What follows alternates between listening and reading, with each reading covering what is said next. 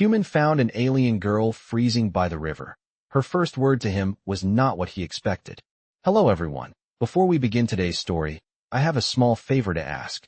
Please hit subscribe and turn on the notification bell so you never miss our channel's new videos. It's quick, free, and the best way to support us in bringing you more dramatic stories. Your support means the world to us. Where are you watching from? Drop your city or country in the comments below. Thank you very much. Now let's return to our main character. The wind knifed across the riverbank, carrying the sharp scent of winter and the thin whistle of ice shifting under its own weight. Ethan Cole's boots crunched over the frost-stiff grass as he hauled a worn toolbox along the trail, breath ghosting in front of him in pale ribbons. It was supposed to be a quick check on a broken pump downstream, nothing more than a 20-minute chore before the storm rolled in. But then he saw her, a small figure curled beside the frozen water, barely a splash of color against the white. For a moment he thought it was a discarded coat, maybe a hiker's lost gear, until a faint tremor fluttered through it like a breath too fragile to commit to living. Ethan froze, heart thudding once, hard. The river's edge glittered under the early dusk, its surface sealed in a sheet of ice that snapped softly as the temperature dropped. She lay right at the boundary where earth met frozen water, as if the cold had pulled her in and refused to let go. He dropped the toolbox and moved, instinct overriding thought. Hey, can you hear me? His voice came out low, gentle, the way he used to speak to injured animals back home. When he knelt beside her, the cold radiating from her felt almost unreal. Her skin, soft blue with a faint silver sheen, held a kind of light that didn't belong to any human winter. Her hair, fine as frost, trailed across her face, and when he brushed it aside, her cheek was icy enough to sting his fingertips. Ethan shrugged off his coat without hesitation, wrapping it around her shoulders, his hands working fast despite the numb creeping into them. Come on, stay with me, you're freezing out here. Her eyelids fluttered, lashes crusted with frost. For a breath, nothing happened. Then her eyes opened, white irises shimmering faintly, like moonlit water, and met his. Ethan felt something tighten in his chest. Not fear. Recognition of suffering. She parted her lips as if the effort cost her, exhaling a soft cloud into the air between them. When she finally spoke, her voice was a whisper scraped thin by cold, but the words were crystal clear. Not help, not who are you, not anything he expected from someone half-frozen beside a river miles from town. Instead, she looked directly into him, as if searching for something only she would understand, and murmured, "Why did you come back?" The question hung in the frigid air, bewildering and fragile, and Ethan found himself leaning closer, trying to read the meaning behind eyes that didn't seem to belong to this world. Snow began to fall, slow, silent flakes settling onto her hair, onto his coat, onto the ice that groaned beneath them, while Ethan realized this wasn't an accident to walk away from. Someone had left her here. Someone hadn't expected her to survive. He tightened the coat around her shoulders and whispered, steady and human and warm, "Because no one deserves to be alone out here." And in that moment, the riverbank felt impossibly vast, the winter darker than before, and the girl in his arms suddenly more important than a stranger should ever be. The snow thickened as Ethan lifted the girl carefully into his arms, her weight barely more than the coat wrapped around her. The cold clung to her like a second skin, and every breath she took came out in faint, uneven wisps. He could feel the tremble in her body even through the fabric. The trail back to his old pickup truck was only a few dozen yards, but the wind sweeping off the river made it feel like a mile. Branches rattled overhead, their brittle sound echoing through the quiet stretch of woods. Ethan kept his voice low and steady, hoping she could anchor herself to it. "Stay awake if you can. I am getting you somewhere warm." Her head rested lightly against his shoulder, silver strands of hair brushing his jaw. She did not speak again, but he felt the smallest shift as if she was listening to the cadence of his steps. When he reached the truck, he eased her into the passenger seat, blasting the heater to full. Warm air hummed through the vents, filling the cab with a soft, dry rush. Her skin looked almost translucent in the dim overhead light, the blue tint deepening as circulation fought its way back. Ethan pulled a blanket from behind the seat and tucked it around her, careful not to startle her. She watched him with those pale eyes, unblinking, as though trying to decipher the world she had fallen into. "You are safe here," he said, settling into the driver's seat and turning the ignition. The engine hesitated, then caught with a familiar growl. Snowflakes streaked across the windshield as the wipers struggled to keep up. The road to his cabin wound through tall pines and open fields, the kind of landscape that swallowed sound. As he drove, he kept glancing at her, checking for signs of distress. Her breathing steadied slightly, though her fingers remained curled tight against the blanket. After a while, she whispered something, barely audible. Ethan leaned in closer without taking his eyes off the road. What was that? Her gaze drifted toward the window, watching the blur of falling snow. "The sky," she murmured. "It feels different here." The comment was so soft, so unexpected, that Ethan felt a strange warmth settle in his chest. She was not confused. She was observing, learning. He cleared his throat gently. "You have been out in the cold too long. Once we get home, we will warm you up properly." The cabin came into view, its windows glowing with the faintest hint of light from the motion detector he had installed last fall. He parked, hurried around to her side, and lifted her again, mindful of every shiver. Inside, the heat from the wood stove met them immediately, wrapping the room in a golden haze. Ethan set her down on the old couch, the cushions sinking under her. The flames cast soft reflections along her skin, making the silver undertones shimmer. She looked around slowly, her expression unreadable but intent. Ethan knelt beside her, adjusting the blanket once more. "I need to make something warm for you to drink," he said. "It will help." Her fingers loosened, just slightly, from their tight hold on the fabric. She blinked once, as if gathering strength, then whispered, "You came back when no one else did." Ethan paused, the weight of her words settling over the quiet room. The river, the cold, the loneliness she must have endured. Her question earlier was not confusion. It was disbelief that someone would choose to return for her. He offered a small, steady smile. "That is what people are supposed to do." And as the fire crackled softly, she watched him with a look that suggested she was beginning to understand something about him, and maybe something about herself as well. The fire continued its steady crackle as Ethan moved through the small kitchen, gathering a pot, water, and the herbal mix he kept for winter nights.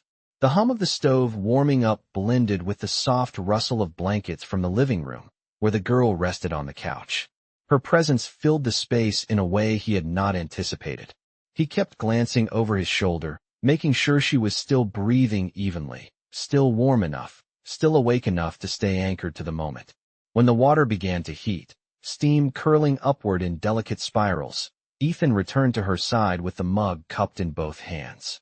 She watched him closely, her eyes reflecting the firelight in pale, shimmering tones. He knelt beside the couch and held the mug out. "It is warm." Sip slowly. Her fingers hovered above the ceramic before finally settling on it, cautious but curious. The heat seeped into her palms and seemed to melt some of the tightness in her shoulders. She lifted it, breathed in the gentle steam, and took a small sip. A soft sound, not quite a sigh and not quite a breath, escaped her. Relief. Ethan felt it settle inside him as well. "Is it too hot?" he asked. She shook her head, her silver hair shifting like thin strands of moonlight. For a moment, silence wrapped around them, warm and fragile. She glanced around the cabin, her gaze taking in the wooden beams, the tools on the wall, the boots by the door.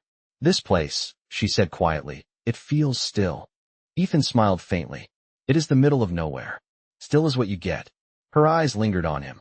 "Is that why you live here? To be away from others?" He hesitated. Few people had asked him that directly. "I guess I like knowing the noise of the world cannot find me unless I let it." She studied him for a long moment, as if examining something beneath the surface of his words. "Your world is loud," she said softly. Mine was not. Ethan felt a ripple of understanding pass between them, something grounded in loneliness and the strange comfort of being found. The flames shifted, sending warm light across her face. Her skin had regained a faint glow, the icy pallor lifting. "Do you remember how you ended up by the river?" Ethan asked, keeping his tone gentle. She lowered her gaze to the mug, tracing the rim with her thumb. "I remember the cold," she whispered. "I remember falling." And before that, her voice trailed off, leaving a fragile space hanging in the air.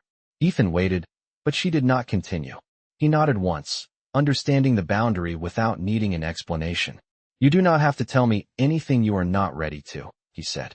Her eyes lifted to his again, and there was something new in them, something quietly astonished.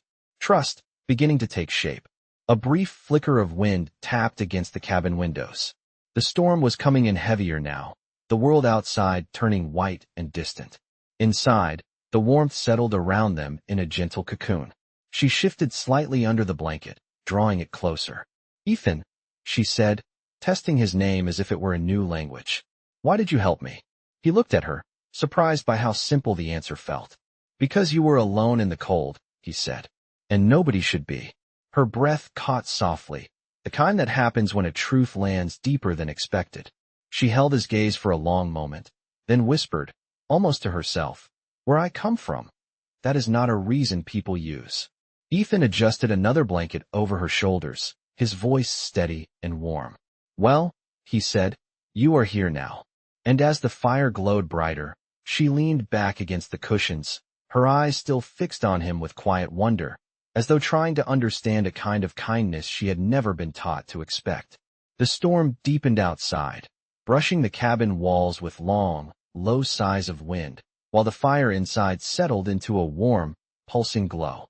Ethan adjusted the damper on the stove, letting more heat spill across the room. When he turned back, the girl was sitting a little straighter, her color returning in slow ripples. Under her silver blue skin, she held the empty mug in both hands, as though memorizing the warmth it had given her. Ethan moved closer, pulling a worn blanket from the back of the couch and shaking out the faint scent of pine. "You should stay wrapped up for a while," he said, draping it over her shoulders. "Your body is still adjusting." She watched the blanket fall into place, fingertips brushing the edge like she was testing its texture against memory. "Your materials are soft," she murmured. "On my world, fabric is woven for durability, not comfort." "Well, comfort matters here," Ethan replied with a half-smile. "Especially on nights like this." She looked toward the window. Snowflakes drifted past the glass in thick, swirling clusters. "The white sky," she said softly. "It feels heavy." "That is what a snowstorm does," he answered. "Makes the whole world quiet." Her eyes lingered on the window a moment longer before shifting back to him. "Quiet is different from still. Still feels safe. Quiet feels uncertain." Ethan rested one knee on the floor beside the couch, meeting her gaze. "You are safe here. Nothing outside is going to reach you." Something in her expression eased, like a tension she had been holding without realizing it. She rested the mug on the table and rubbed her palms together, trying to warm them further. Ethan noticed faint, shimmering patterns along her skin, almost like bioluminescent threads beneath the surface. They brightened when she moved, dimmed when she stilled. He did not mention it, but she caught the direction of his gaze and glanced down at her hands. "These markings," she said quietly, "respond to temperature. They are not dangerous. They just happen. They are beautiful." Ethan replied before he could filter the thought. She blinked, startled, as though no one had ever applied that word to her before. Her eyes softened, but she looked away quickly, perhaps unsure how to hold the moment. Ethan stood and moved to the small kitchen counter. "You need more warmth. I will get another blanket and start heating some broth." He grabbed what he needed and returned. She accepted the second blanket without hesitation this time, pulling it close around her shoulders. As he sat on the nearby chair, she studied him with a quiet intensity, her head tilting slightly. "You keep offering things," she said. "Warmth, food, space, humans.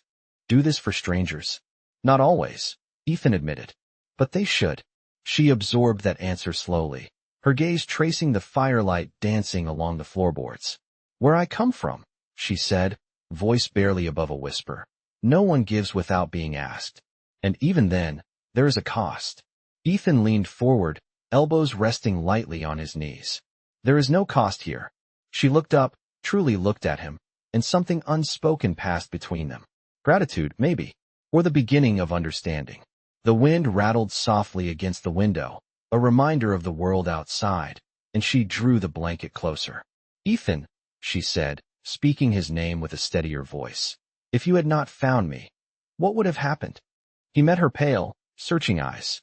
You did not have to face that, he said gently. You are here now. Her breath trembled, but not from cold. I am beginning to believe that matters more than I thought. And in the quiet glow of the fire, she seemed to settle for the first time, as though her body and mind were finally warming at the same pace. The storm eased into a softer hush as the evening stretched on, leaving only the gentle tap of melting snow sliding from the cabin's roof. Inside, the fire pulsed with a slow, steady warmth that seemed to reach every corner of the room.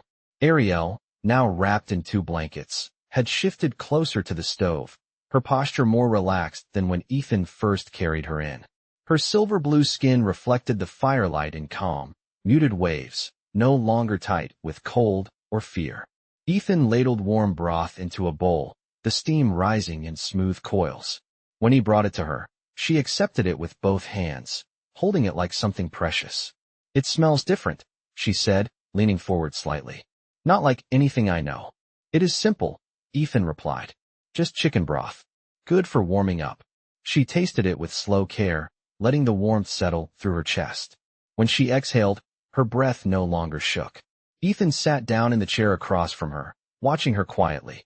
The cabin lights flickered in soft amber tones, mingling with the glow from the stove. For a long moment, neither of them spoke. The silence was not heavy or uncertain. It was simply shared. Ariel's gaze drifted toward the small shelf above the window where Ethan kept a few old photographs. One showed him standing beside a beat-up truck, another with a fishing rod, another with a group of friends near a campfire. She studied them with curiosity before looking back at him. These images, she asked, are they records of your life? Ethan followed her gaze. Yes, moments I did not want to forget. Humans keep memories outside their minds, she asked. Sometimes it is easier to remember the good things when you can see them, he said. She considered that, her head tilting slightly. We remember differently, she murmured. Memory for us is layered. It does not leave marks in our homes. Only in us. Ethan nodded. There is beauty in that too. Ariel pulled the blanket a little tighter around her shoulders, her expression softening. When I saw you by the river, she said, your light looked strange to me. Not the light around your body, but the one in your actions. Ethan blinked. My light. Yes, she said. On my world, we see intention. It is not physical light, but it feels like it. When someone approaches with fear, their light is sharp. When someone approaches with anger, it is harsh. But you. She paused, searching for the right words. Your light was steady, even when you thought I might not understand you. Ethan felt something warm settle in his chest, deeper than the fire's heat. I was just trying to help. That is the part one do not understand, she replied honestly. You did not know who I was. You did not know why I was there. Yet you came back for me. Ethan leaned back in his chair. Sometimes people need help. That is enough of a reason. Ariel looked at him with a kind of astonished calm, as though slowly reconsidering everything she had believed about strangers and kindness. Another gust of wind brushed the windows, but the storm had lost its strength. The world outside was quiet. Still, Ariel's eyes followed the flames for a moment before she spoke again, quieter but clearer. Ethan, when you found me, I thought I was out of time. But now, she placed the empty bowl gently on the table, her fingers brushing its edge. Now I think I am meant to be here, at least for this moment. Ethan's voice softened.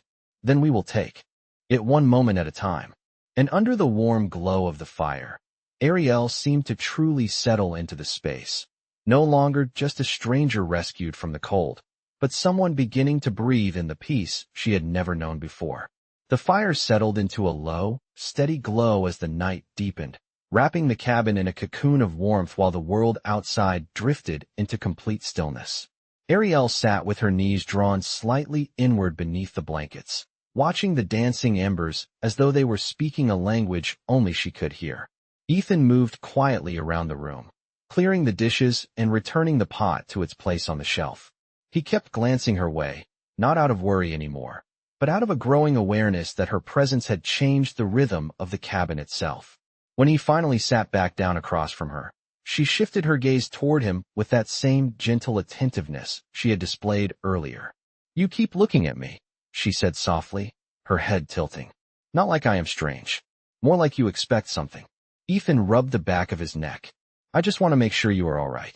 Anyone would do the same.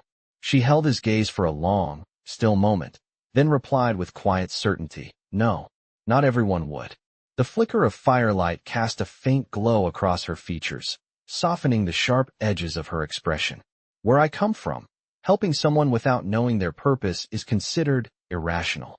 Ethan leaned forward slightly. "Here, it is considered the right thing to do." Ariel absorbed that, her eyes narrowing, not in mistrust, but in contemplation. "You use the word right," she murmured. "Do humans decide this individually? Or is it taught?" Ethan smiled faintly. "Both, I guess. You learn it growing up, and you choose it when it matters." Her fingers brushed the blanket thoughtfully. "Purpose is taught for us, not choice." Ethan felt the weight of her words even before she continued. "If someone falls behind, the expectation is to let them. Survival is measured by contribution, not connection." She paused, her breath unsteady for the first time since she had warmed. "When I fell near the river, I thought it was already decided. That no one would come back. That my part in things was finished." Ethan shook his head. Gently. "You are not finished." Ariel looked up sharply at that, as if his words had struck something deep. "You say that as if it is fact." "It is," Ethan replied. "You are here. You are breathing. That is enough to start again." She stared at him with an almost fragile intensity, the fire reflecting in her pale eyes like thin threads of silver. "You speak as though beginnings are simple." "They are not," Ethan admitted. "But they are possible." The wind pressed lightly against the window, no longer fierce, just a reminder of the world they were shut away from. Ariel shifted beneath the blankets, drawing them closer.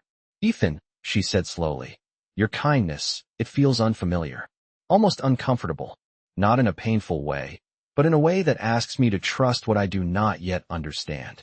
Ethan nodded. "It is all right not to understand it yet." Her voice lowered to a near whisper.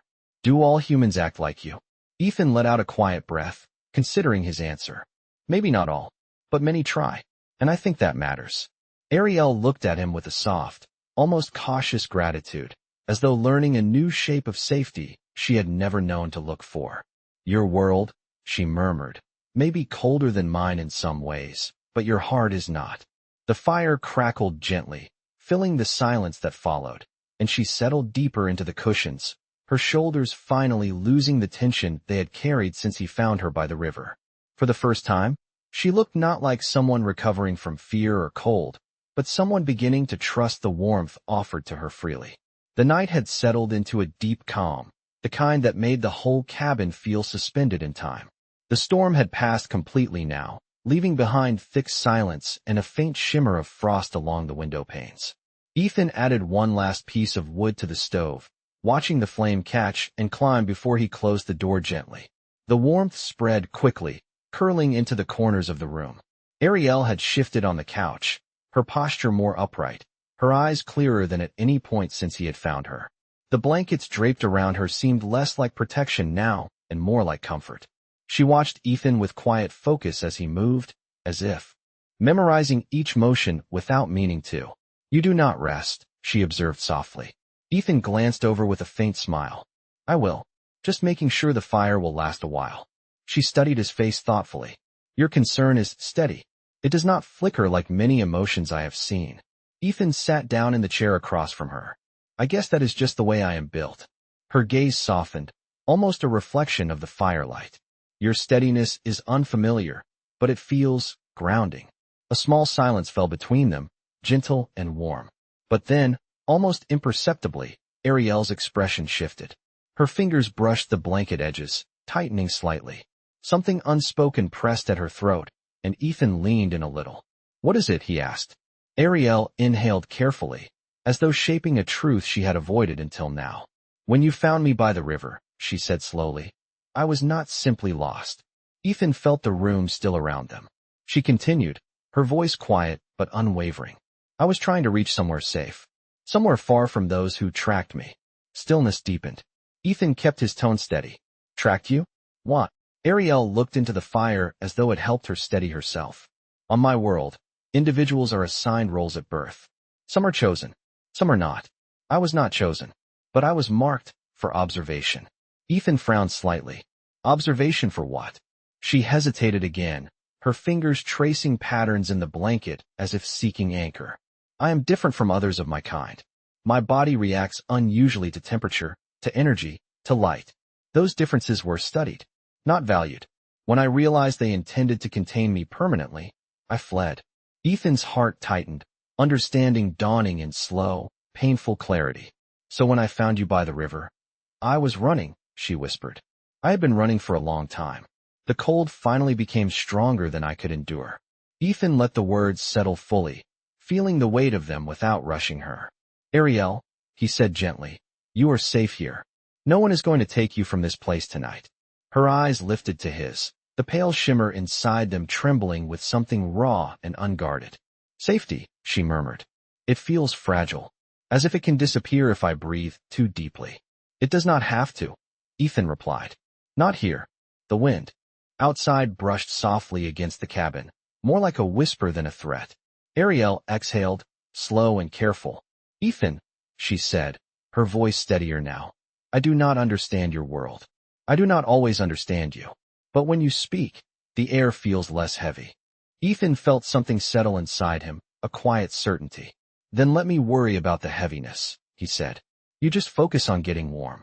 Ariel's eyes glowed faintly, her bioluminescent patterns softening into calm waves. For the first time, she said, I think I can. And in that small, fragile confession, something shifted between them. Something quiet but undeniable, like the first hint of dawn warming the edge of a long, cold night. Dawn crept in slowly, soft bands of pale gold pushing through the fading storm clouds and slipping across the cabin floorboards. The fire in the stove had burned low but steady through the night, leaving the room wrapped in a deep, lingering warmth. Ariel was awake before Ethan noticed, sitting quietly beneath the blankets, her posture calm but alert in a way that suggested she felt the shift in the atmosphere long before he did. Ethan stretched, rubbing sleep from his eyes as he moved to check the stove. You slept, he said lightly, opening the door and nudging the coals.